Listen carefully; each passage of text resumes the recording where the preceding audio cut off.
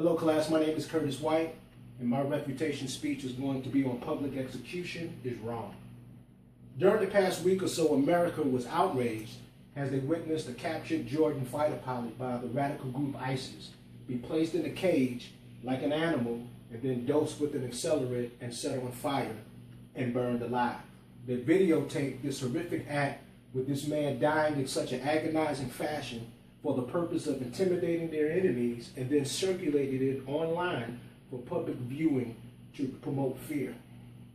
Now we can trace public executions all the way back to the Bible days and see how the methods of executions have changed throughout history as we became a more civilized society, choosing to separate ourselves from barbaric practices that groups like ISIS still use today, like burnings, firing squads, hangings, gas chambers, and electric chairs.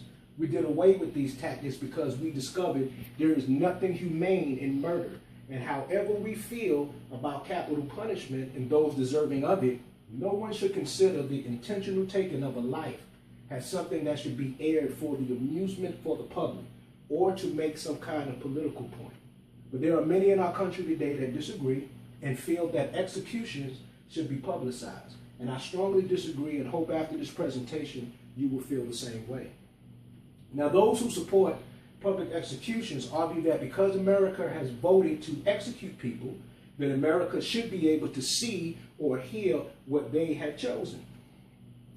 Now, what really fueled this argument stemmed from circumstances surrounding Timothy McVeigh, the U.S. terrorist responsible for the 1995 Oklahoma City bombing that claimed the lives of 168 people. McVeigh had the audacity to write to an Oklahoma City newspaper stating that he would not object to his execution being publicized to appease the angry Oklahoma City residents he offended.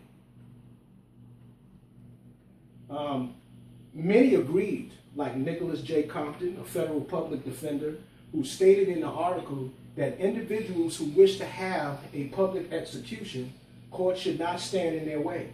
And if the condemned individual wishes to have his message broadcast, if the news media wishes to facilitate the broadcast, and if citizens choose to watch it, then they should be able to exercise that choice free from any unreasonable restrictions placed on them by the state.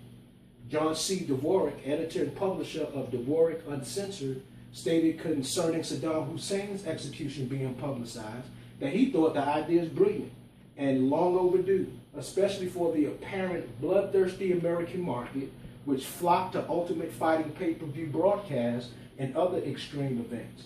He thinks Saddam's execution should be broadcast to the U.S. market via pay-per-view and the proceeds distributed to the families of the dead and wounded soldiers. So make money out of it. Would you pay to see such a spectacle? But this is not the kind of ideology that we have come to embrace as civilized Americans, choosing rather to lead these dark age practices of being entertained by the death of another human being. The last public execution in America proved that when 20,000 people flocked to Owensboro, Kentucky to watch the public hanging of Rainey Bethea, an African-American man accused of raping and killing Alicia Edwards, a 70-year-old white woman.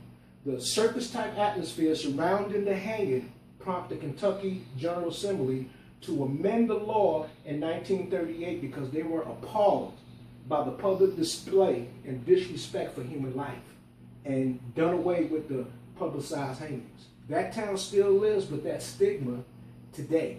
I agree with Dr. Paul Finkelman, distinguished professor of law and public policy at Albany Law School, who stated that public executions serve no purpose except to entertain the masses, and they lowered public morality and good taste. Now we are ready to charge back to darker times, but with a high-tech modern twist, closed-circuit television.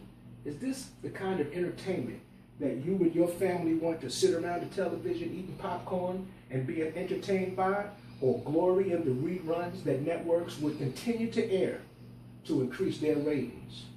Then there is the argument that public executions would serve as a crime deterrent. One doctor who holds this view is Dr. Louis P. Parchman, a former professor at West Point Military Academy, who stated that public executions of the convicted murderer would serve as a reminder that crime does not pay. Public executions of criminals seem an efficient way to communicate the message that if you shed innocent blood, you will pay a high price. And publicly, this would serve to deter homicide. But I agree with Professor Raymond Scroff, professor of humanities at St. Peter's College, who believes that granting Timothy McVeigh his request for a public execution allows the moral distinction between him and the rest of us to slip away.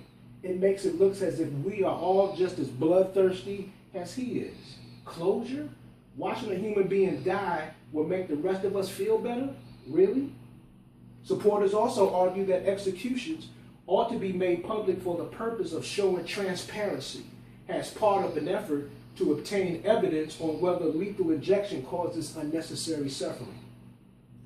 Now, this developed around 2011 during the execution of Grant DeYoung, who before executed in Georgia, persuaded a judge to allow the recordings of his last moments as part of an effort to obtain evidence on whether lethal injection caused unnecessary sufferings. Now, supporters believe that a functioning democracy demands maximum accountability and transparency. As long as executions remain behind closed doors, those are impossible. The people should have the right to see what is being done in their name and with their tax dollars. But even DeYoung's defense lawyers, Brian Kramer, spoke out against releasing the footage to the public, stating it's a horrible thing what Andrew DeYoung had to go through. Mr. Kramer said it is not for the public to see that, and others rightfully denounced the public display and fearing the possibility that broadcasting executions could have a numbing effect. But Wendy Lesnar, founder and editor of the Three Penny Review, put it like this: what would it say about us, the audience, if we allowed someone's actual murder to become our theater of cruelty? The danger of a TV execution is that we would not take it personally. It is possible that instead of making the killing more real to us, the sight of a condemned person dying on TV might only acclimate us further to such violent images. So what this ultimately comes down to is really caring about what kind of society you want to identify yourself with. I believe that those who are found guilty of capital punishment should feel the full effects of the law and be dealt with in a humane fashion.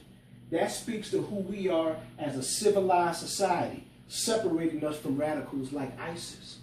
It is not about the McVeighs or the DeYoungs pushing us outside of our moral standing because of their savage acts, causing us to act like them and glory in the public disposing of their lives. That makes us no different than them.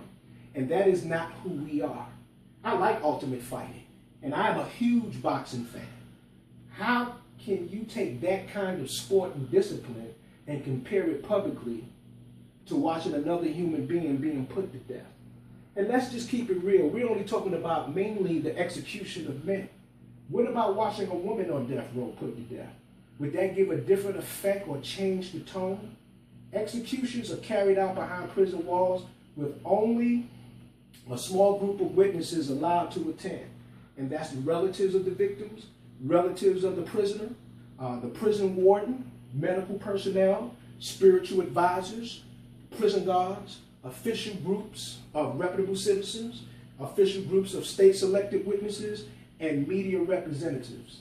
I believe that is enough representation to give input as to whether or not a death sentence has been carried out in a humane and dignified manner. I hope you agree that publicized executions are not where we want to go. It is not American. Thank you.